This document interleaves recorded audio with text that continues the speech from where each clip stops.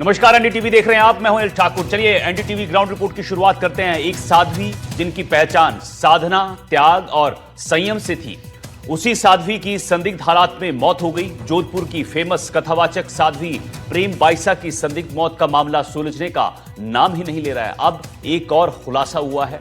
Injection सिर्फ एक नहीं लगाया गया था, इससे पहले कई बार इंजेक्शन लगा गए और मौत के बाद हुए पोस्ट में तो दावा किया जाता है कि साध्वी ने खुदकुशी की है। और इस दावे को सच साबित करने के लिए साध्वी के 6 महीने पुराने एक वायरल वीडियो का हवाला दिया जाता है। लेकिन अब जब परतें लगातार खुलती जा रही हैं तो मामला और पेचीदा होता जा रहा है। क्या नए खुलासे हुए हैं? क्या है मौत का राज? हमारी इस खास रिपोर्ट में देखिए।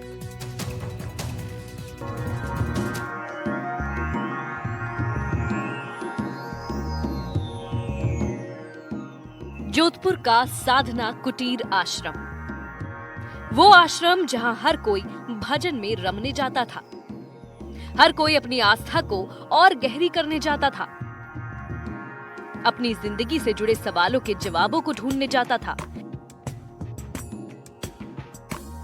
लेकिन क्या पता था कि आज यही आश्रम सवालों से ही घिर जाएगा। जिसकी जमीन आस्था से पटी रहती थी, उसी पर मौत के सवालों का ढेर लग जाएगा। और ये मौत थी 23 साल की कथावाचक की। भगवा वस्त्र और साध्वी की पहचान रखने वाली कथावाचक की जिंदगी इतनी कम होगी, किसी ने सोचा भी नहीं था। साध्वी प्रेम बाइसा की जोधपुर में रहस्यमय हालत में मौत की मिस्ट्री उस वक्त और ज्यादा गहरा जाती है जब अपनी मौत से कुछ देर पहले ही उन्होंने एक इंजेक्शन लगवाया था। और अब जो खुलासे हुए हैं उसने सभी को चौंका कर रख दिया है। इससे पहले हम खुलासों की बात करें, एक बार साध्वी की मौत की मिस्ट्री की पूरी कहानी जान लेते हैं। मशहूर कथावाचक साध्वी प्रेम बाइसा जोधपुर की रहने वाली थी। बाइसा को 28 जनवरी को एक प्राइवेट हॉस्पिटल में एडमिट करवाया गया था। कुछ मिनटों बाद ही उन्होंने दम तोड़ दिया था। यहाँ उन्हें आश्रम से ब्रेन डेड हालत में अस्पताल में लाया गया था। मौत के कुछ घंटों बाद उनका इंस्टाग्राम पर एक और पोस्ट आया। मौत के 4 घंटों बाद आया ये पोस्ट इंस्टाग्राम पर उनके सुसाइड से जुड़ा था। प्रेम बाइसा के पिता का दावा कि उन्हें मामूली जुकाम ही था। उनके पिता ने यह भी दावा किया कि साध्वी की मौत इंजेक्शन लगाने के बाद हुई है। इसके बाद पुलिस ने कंपाउंडर को हिरासत में ले लिया। इस पोस्ट में साध्वी के वायरल वीडियो का भी जिक्र था। ऐसे में मामले में सवाल और गहराते चले गए। अब इंजेक्शन वाले मामले पर जो खुलासा हुआ है उसने सभी को चौंका दिया है। ये खुलासा और किसी ने नहीं, एसआईटी प्रमुख एसीपी छवि शर्मा ने किया। एसआईटी की प्रमुख एसीपी छवि शर्मा ने एनडीटीवी से बातचीत में बताया कि पूछताछ के दौरान कंपाउंडर देवी सिंह ने स्वीकार किया है कि उसने साध्वी को एक नहीं बल्कि एक से अधिक इंजेक्शन दिए थे। इंजेक्शन भी एडमिनिस्टर किया साध्वी प्रेम बाइसा पे, जिसके बाद उनकी तबीयत अचानक ज़्यादा बिगड़ने लग गई, जिस पर उनको एक प्राइवेट हॉस्पिटल ले जाया गया। प्राइवेट हॉस्पिटल में डॉक्टर्स द्वारा बताया गया कि इनकी मृत्यु हो गई है। एक जानकारी ये भी आ रही है कि मल्टीपल इंजेक्शन दिए गए थे मैम, ये कहाँ तक सही है? जैसा कि जो कंपाउंडर हैं जिन्होंने वो इंजेक्शन एडमिनिस्टर किए गए थे, जिनके द्वारा उनसे पूछताछ की तो उनके द्वारा बताया गया कि उनके द्वारा इंजेक्शन दिए गए थे। जी, यानी कंपाउंडर का कहना है कि उसने केवल एक डेक्सोना इंजेक्शन ही नहीं बल्कि कुछ अन्य इंजेक्शन भी दिए थे। हालांकि इन इंजेक्शनों की प्रकृति, दवाओं के नाम और उनकी मात्रा को लेकर जांच अभी भी जारी है। इसके अलावा देवी सिंह की डिग्री और बैकग्राउंड की भी पड़ताल की जा रही है। छवि शर्मा के मुताबिक एसआईटी की जांच सिर्फ मेडिकल एंगल तक सीमित नहीं है। आश्रम से जुड़े सभी बैंक खातों की जांच भी की जा रही है। फिलहाल एसआईटी मेडिकल, आर्थिक और परिस्थितियों से जुड़े सभी पहलुओं को लेकर मामले की जांच कर रही है और पोस्टमार्टम रिपोर्ट को इस पूरे केस की सबसे अहम कड़ी माना जा रहा है। पिताजी से भी बातचीत होगी, पूछताछ की जाएगी। प्रत्येक व्यक्ति जो उनके साथ कांटेक्ट में थे लास्ट, या जिनके स्टेटमेंट्स हैं जो रेलेवेंट हो सकते हैं, और फादर, क्योंकि नो डाउट वो फादर के साथ ही रह रही थी और फादर ही थे जो हॉस्पिटल भी लेके गए, जिन्होंने इलाज भी कराया और लास्ट मोमेंट्स में उनके साथ थे, तो उनके स्टेटमेंट्स बहुत इंपॉर्टेंट हो जाते हैं। वो क्या शक के दायरे में है? अभी जो फादर द्वारा लिखित रिपोर्ट दी गई है उसके सीक्वेंस ऑफ इवेंट्स जो हैं उनकी पुष्टि होती है। जैसा कि उनके द्वारा बताया गया है, अगर मेडिकल जो रिपोर्ट्स आएंगी फाइनल कॉज ऑफ डेथ को लेके, या कोई ऐसा टेक्निकल एविडेंस या अन्य कोई ऐसा एविडेंस प्राप्त होता है जो किसी को भी शक के घेरे में डालता है, तो उस चीज पे भी प्रॉपर्ली अनुसंधान किया जाएगा। लेकिन ये मामला सिर्फ यहाँ तक सीमित नहीं रहा। अब कंपाउंडर को हिरासत में लेने के बाद कई सवाल उठ रहे हैं। परिजनों ने पुलिस पर उन्हें जबरन हिरासत में रखने का आरोप लगाया है। परिजनों का कहना है कि देवी सिंह को बिना किसी ठोस आधार के थाने में बैठा कर रखा गया है और उनसे मिलने भी नहीं दिया जा रहा। देवी सिंह बता रहे हैं जो इसमें, उनसे मैं खुद मिला अभी, ठीक है ना। तो मैंने उनसे सर्वप्रथम यही पूछा, भाई क्या आपसे कोई गलती हो गई क्या, अगर हो तो हमें बताइए आप। तो उन्होंने कहा नहीं भाई साहब, हमसे कोई गलती नहीं हुई, मैं पिछले 5 से 7 साल से इस परिवार के टच में हूँ, इस आश्रम से टच में हूँ। छोटी मोटी कोई भी प्रॉब्लम होती थी तो मुझे ये लोग बुलाते थे, मैं ट्रीटमेंट करता था। और जो इंजेक्शन ये दिया गया, ये इंजेक्शन काफी बार उनको दे चुके हैं, जो ये एलर्जी की जो बता रहे हैं, कोई एलर्जी की उनको कोई प्रॉब्लम थी, तो उसमें ऐसा कि भरोसे के आदमी थे, भरोसे के आदमी थे, और ये सारी चीजें हो गई थी। और फिर उसके बाद में ये जो डेथ का जो घटनाक्रम घुमा है, उनके फादर पोस्टमार्टम के इनकार करना, बॉडी को वहां से आश्रम लेके आना, ये सब सारी चीजें हमने इनसे देवी सिंह से पूछा। देवी सिंह ने कहा हमें कि भाई साहब मुझसे कोई गलती नहीं हुई, मुझे सिर्फ बलि का बकरा बनाया जा रहा है, ये घटनाक्रम इनके आश्रम के अंदर चल रहा है, आश्रम के अंदर कुछ लोग इसमें इन्वॉल्व है, ये बहुत बड़ा षड्यंत्र है। अगर पुलिस चाहे निष्पक्ष काम करे तो ये तो 24 घंटे के अंदर खुलासा हो जाएगा कि किसने किया, क्यों किया। यानी गुत्थी सुलझने की बजाय और उलझती जा रही है। एक और खुलासे ने मामले की तह तक जाने में मदद की है, तो दूसरी ओर उन्हीं खुलासों ने एक बार फिर से इस राज को और गहरा कर दिया है। Bureau report, NDTV.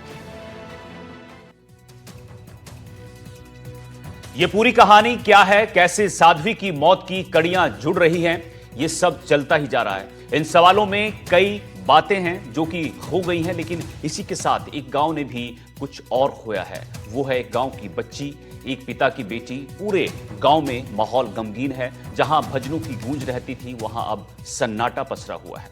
गांव की बुजुर्ग हुक्म सिंह बताते हैं कि प्रेम बाईसा उनके सामने ही पली बड़ी।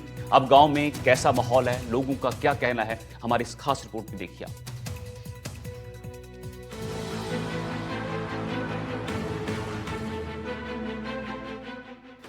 जिस साध्वी ने दूसरों को राह दिखाने का संकल्प लिया था, उसी को एक ऐसी राह चुननी पड़ गई कि हर कोई भौचक्का है। पिता की आंखों में बेटी की सफलता के सपनों की जगह अब न्याय की आस है। पूरे गांव में माहौल गमगीन है। इस एक मौत ने केवल एक परिवार नहीं बल्कि कई इलाकों में एहसास बदल दिए। जहां भजनों की गूंज रहती थी, वहां अब सन्नाटा पसरा हुआ है। जोधपुर के पाल रोड आरती नगर आश्रम में प्रेम बाईसा की मौत के बाद से सन्नाटा पसरा हुआ है। आश्रम के भीतर किसी भी व्यक्ति के प्रवेश पर पूरी तरीके से रोक लगा दी गई है। अभी मैं उनके जोधपुर के आश्रम के बाहर हूं। कैमरामैन जसराज से कहूंगा कि वो एक तस्वीर इस आश्रम की दिखाएं।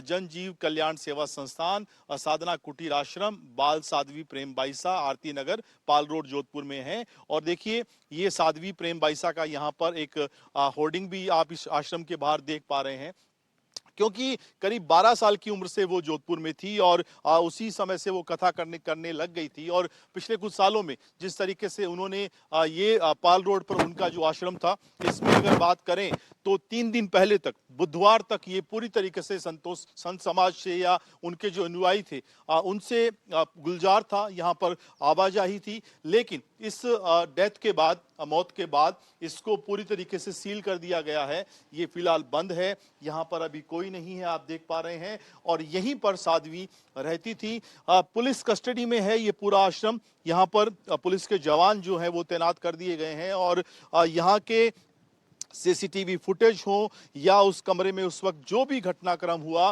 वो सारे साक्ष्य पुलिस ने जुटा लिए हैं। यहाँ पर हर पहलू की छानबीन करने के लिए पुलिस लगातार इन्वेस्टिगेशन कर रही है। लेकिन सवाल यही कि जिस तरीके से हमने कल डॉक्टर प्रवीण जैन से बात की, उन्होंने हमें जो बताया कि एक्चुअली हुआ क्या था, वो जब उनके पास निजी अस्पताल प्रेक्षा हॉस्पिटल में लेकर जब तक आए थे, तब तक उनकी हालत बहुत ज़्यादा खराब हो चुकी थी, उन्हें बचाया नहीं जा सका था। उनको समाधि देने की प्रक्रिया जो है वो कल की गई। अब पुलिस अपनी जांच को आगे बढ़ाएगी, उनके पिता से पूछताछ होगी। इस आश्रम में रहने वाले तमाम जो उनके साथ के लोग थे, सहकर्मी थे, संत समाज से जुड़े हुए लोग थे, सभी से पुलिस हर पहलू को खंगालने की कोशिश करेगी। और यहाँ पर अभी फिलहाल किसी भी प्रकार की आवाजाही पर पूरी तरीके से रोक है।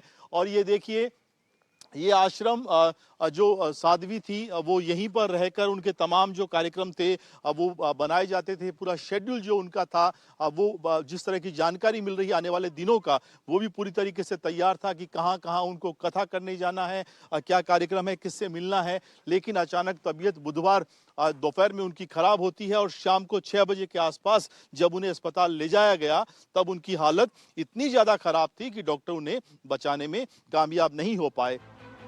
कथावाचक साध्वी ने अपने लिए आम रास्ता न चुन के एक कठिन रास्ता चुना, त्याग का रास्ता, अध्यात्म का रास्ता और भक्ति का रास्ता।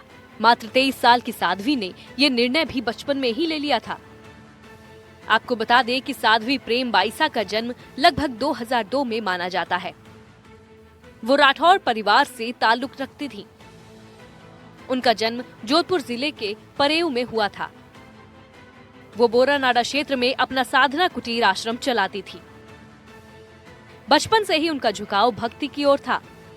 साध्वी 12 साल की उम्र से ही कथा कर रही थी। जोधपुर के साधना कुटीर आश्रम में कथावाचक साध्वी प्रेम बाईसा की संदिग्ध परिस्थितियों में हुई मौत के बाद से ही पूरा गांव शोक में डूबा हुआ है। साध्वी के परिवार की भी सांसारिक सुख सुविधा को त्याग कर आध्यात्म में जाने की कहानी खुद ही अलग है। इस कहानी के साक्षी भी खुद गाँव वाले रहे हैं। गांव के बुजुर्ग हुकुम सिंह बताते हैं कि प्रेम बाईसा उनके सामने ही पली बढ़ी हैं।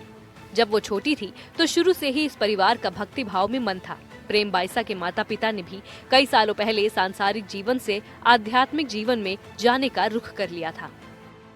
प्रेम बाईसा थे उस समय 5-7-8 साल की थी ये, और वहाँ से आके उसने पढ़ाई की।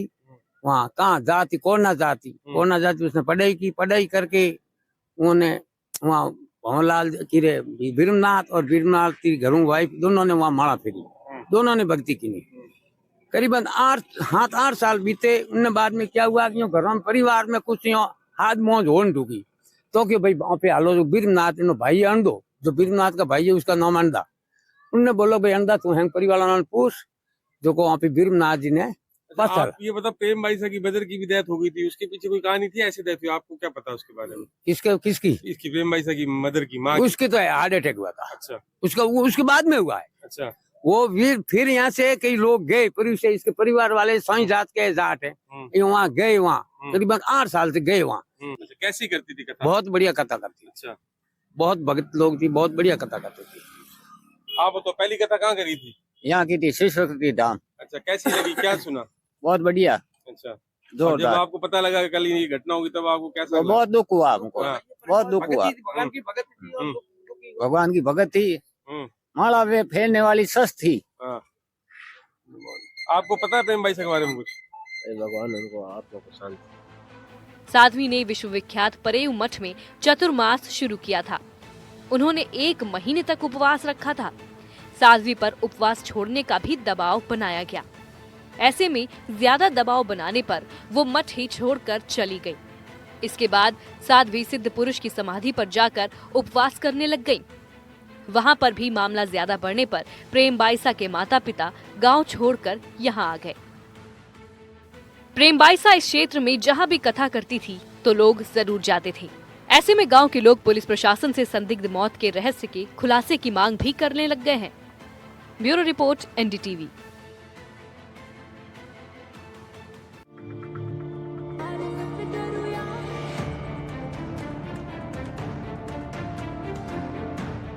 साध्वी बनना कोई आसान काम नहीं है। इस राह पर चलना हर किसी के बस की बात भी नहीं है। लेकिन साध्वी बाईसा के लिए ये राह सिर्फ भक्ति से जुड़ने की राह नहीं, अपनी माँ से भी जुड़ाव रखने की एक और राह थी। प्रेम बाईसा के निधन के बाद में पूरे पश्चिम में, राजस्थान में उनके भक्तों में शोक की लहर है। लोगों का कहना है कि साध्वी अपनी माँ के नक्शे कदम पर चलती थी और यही कदम उन्हें अध्यात्म की ओर ले गए। कथावाचक प्रेम बाईसा के निधन के बाद एनडीटीवी की टीम पहुंची है जास्ती गांव में, जहां उनकी मां की यह समाधि है। बताया जाता है कि जिस तरह से जो है प्रेम बाईसा की मां यहाँ इस जो जास्ती गांव में आई थी और दसनाथ मठ में है वो सेवा करती थी और गांव में जो है पूजा पाठ करती थी, और यहाँ के लोगों को इतना पसंद आया कि उनकी हर बात को वो लोग टालते नहीं थे। अमरूबाई के निधन के बाद अमरूबाई ने पहले ही गांव वालों को बता दिया था कि मुझे यहाँ ही समाधि देनी है। उसके बाद में गांव वालों ने उसी स्थान पर जो है अमरूबाई की समाधि बना दी। लेकिन अपनी माँ के गुजरने के बाद में प्रेम बाईसा भी यहाँ आती थी और काफी यहाँ विकास कार्य और चबूतरे और हॉल वगैरह बनाने का काम किया। लेकिन अब प्रेम बाईसा के निधन के बाद जास्ती गांव के लोगों का कहना है कि इसी छतरी के पास में जहाँ अमरू देवी यानी कि प्रेम बाईसा की माँ की समाधि है, वहीं पर वो दूसरी समाधि प्रेम बाईसा की भी बनाई। भले ही उनका शरीर जो है यहाँ से दूर है, यानी कि परेऊ में उसको समाधि दे दी गई हो, लेकिन उनकी छतरी इसी जगह पर बनाई जाएगी।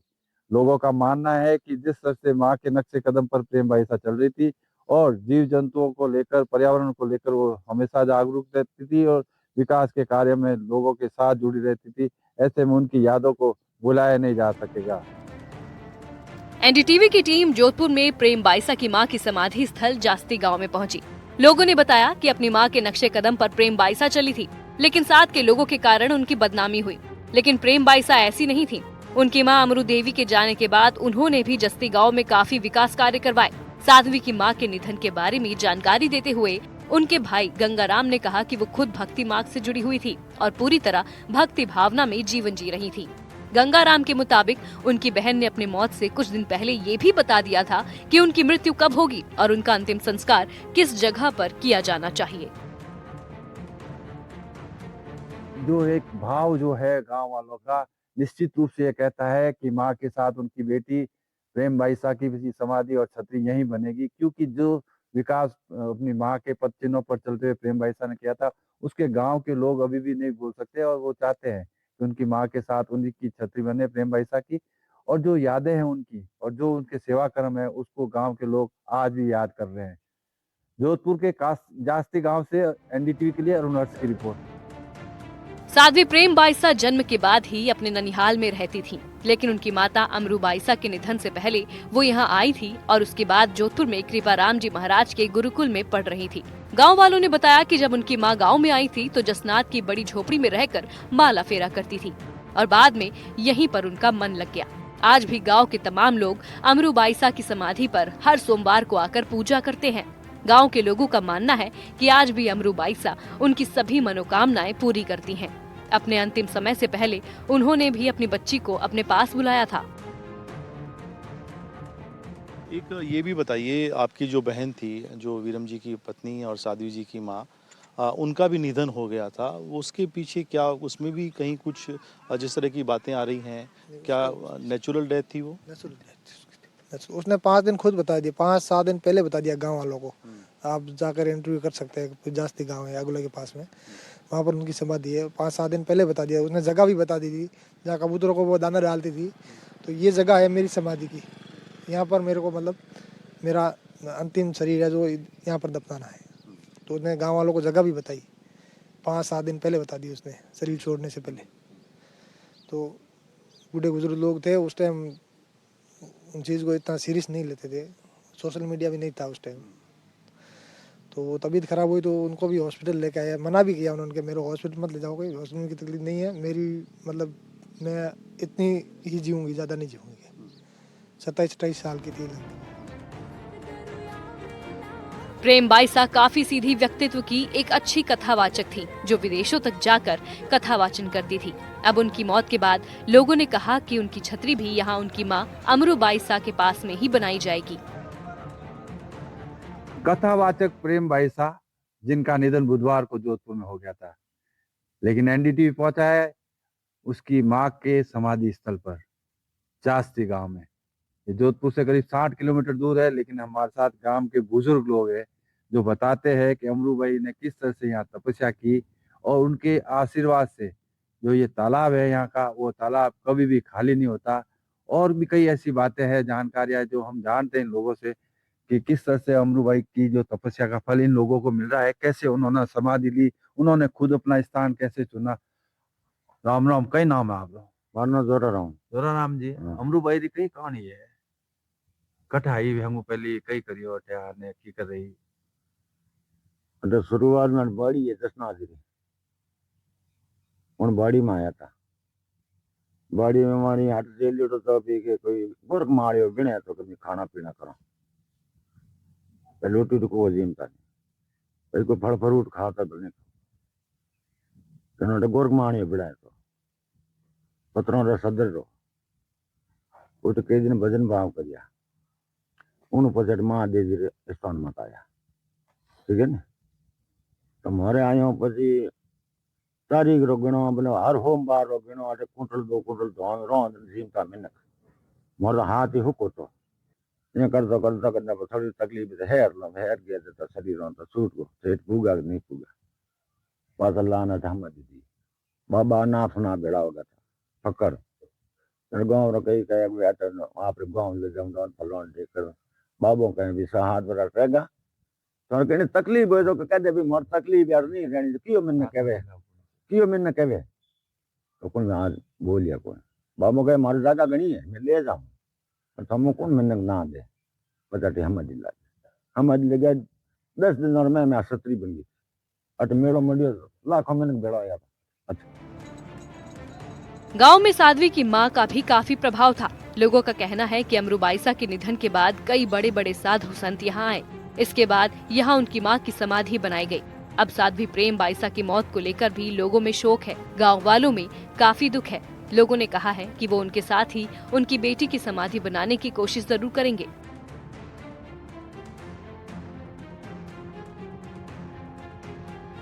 कई याद है जी की अमरूबाईसा जी है प्रेम बाईसा जी है कई थोड़ा दिमाग में अटे किकर थेमियों ने याद करो याद तो मैं मारी याद में देखना तो तलाव में कभी खाली देखियो नहीं आप जी माड़ा पेरी करीन मठ बनायो मंदिर बनायो समाधि हर होमवार ने लोग हटावे हर होमवार हमें आवे आज तारीख में आवे भले सोंदणी हो अंदर हो सोमवार ने रोज रावे लो पब्लिक मतलब कह सको पे महादेव रूपिया शिव रूपिया मानो पे हाँ लोगों मनोकामना भी पूरी वही पूरी सारा जो भवन है आप देख सकते हैं हालांकि अभी अधूरा रह गया है लेकिन वो भी लगातार अपने माँ के जो समाधि स्थल के आसपास में विकसित करने में लगी थी। लाखों पेड़ पौधे यहाँ लगाने का प्रयास किया था। कुछ प्रकृति के कारण से जल गए लेकिन उसकी भावना भी यही थी कि जहाँ मेरी माँ की समाधि है उसको मैं विकसित करूं। और ऐसा भी गांव के लोगों का ये मानना है कि जिस तरह से यहाँ जो अमरूबाई की समाधि है उसके साथ साथ अगर उनकी बेटी की भी समाधि बन जाती तो अच्छा रहता। यह अलग बात है कि परों ले गए लेकिन वो कहीं भी रहे उसकी आत्मा आज भी यहाँ गांव में आप लोग और ये माटी वहां है पर सतरी तटी जोड़े बीड़ी सतरी से में लोग बिना सतरी तो यहाँ बीड़ी मार जोड़े। ये जो एक भाव जो है गांव वालों का निश्चित रूप से ये कहता है कि माँ के साथ उनकी बेटी प्रेम बाईसा की भी समाधि और छतरी यहीं बनेगी क्योंकि जो विकास अपनी माँ के पद चिन्हों पर चलते हुए प्रेम बाईसा ने किया था उसके गांव के लोग अभी भी नहीं भूल सकते और वो चाहते हैं कि उनकी माँ के साथ उनकी छतरी बने प्रेम बाईसा की और जो यादें हैं उनकी और जो उनके सेवा कर्म है उसको गांव के लोग आज भी याद कर रहे हैं। जोधपुर के जास्ती गांव से एनडीटीवी के लिए अरुण हर्ष की रिपोर्ट।